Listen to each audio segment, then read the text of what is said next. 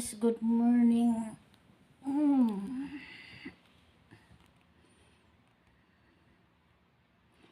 Sarap pa sana matulog eh.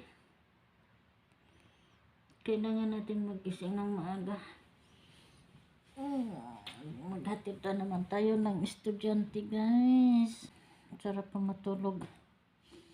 Kailangan na natin bumangon.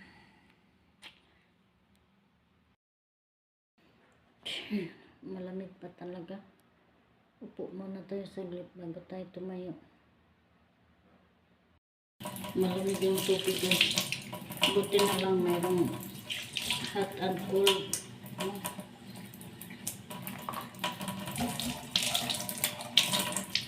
Kung nga, sobrang lamig.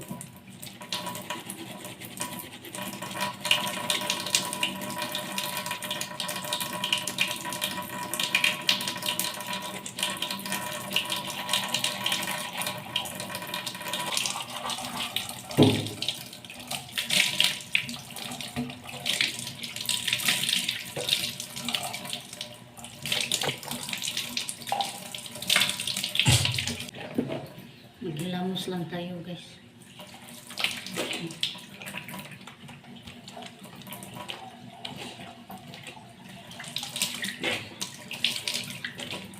Maghilamos lang tayo. Tamos lang tayo.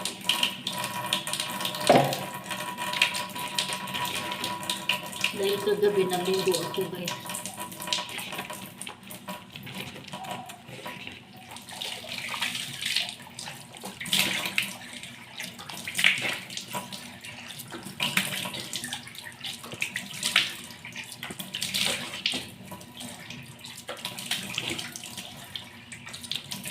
Naligo ako kagabi pagkatapos ko maglabas ang mga damit ko. Kaya hilamos lang tayo ngayon.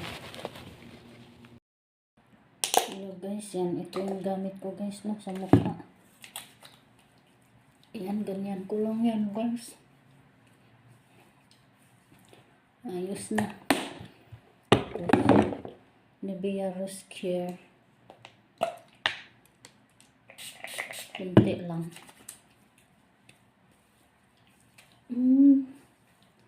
Yan, larabay arte sa mukha guys. Hindi naman ako maano sa mukha ko guys kasi hindi ako marunong mag-makeup ba.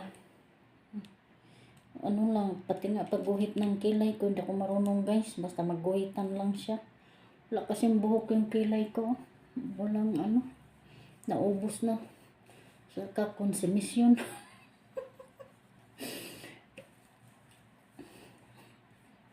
Ewan ko ba. Ganun ba guys, pag stress ka guys, nauubos yung kilay. Kilay ko nauubos eh. Ayan. Pudpud na nga yung eyeliner ko guys oh. Yan mo. Pinagtsatsagaan ko na lang.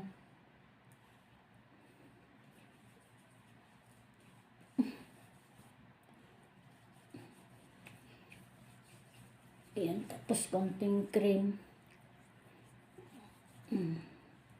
Pilar ba arte sa mukha eh.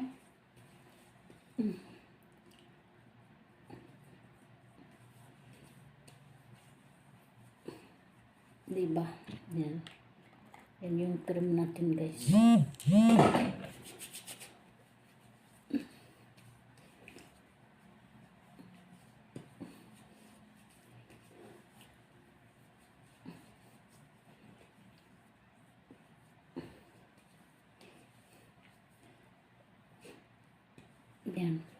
Dahil tagilid guys. Dahil yung lips natin, laman tayong kahalikan, nagdadry. Nagdadry kaya basa-basain natin. Ba't hindi mabuksan?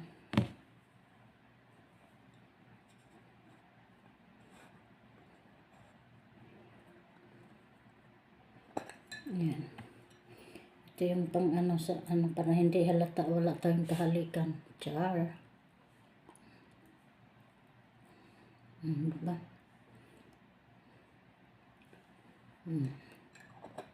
Para hindi dry yung lips natin. Tapos lagyan natin ng magic lipstick.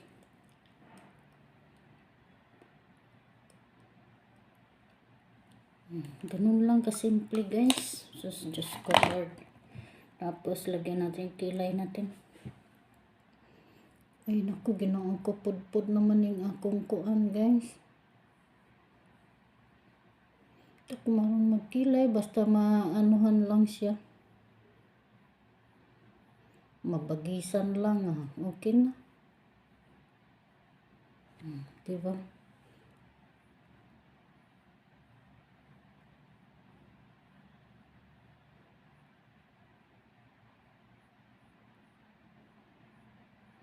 Ewan ko ba bakit tong kilay ko na ubos yung buhok niya.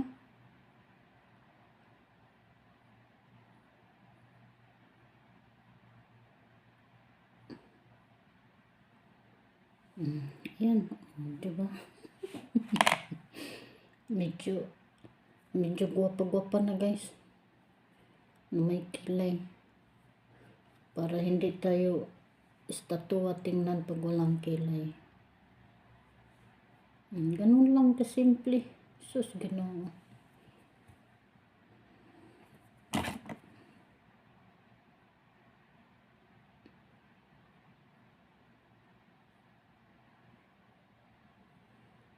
Yan, okay na ba yan? Gwapa na guys, no? Gwapa na ang inyong gwapa. Gwapa na ang samot.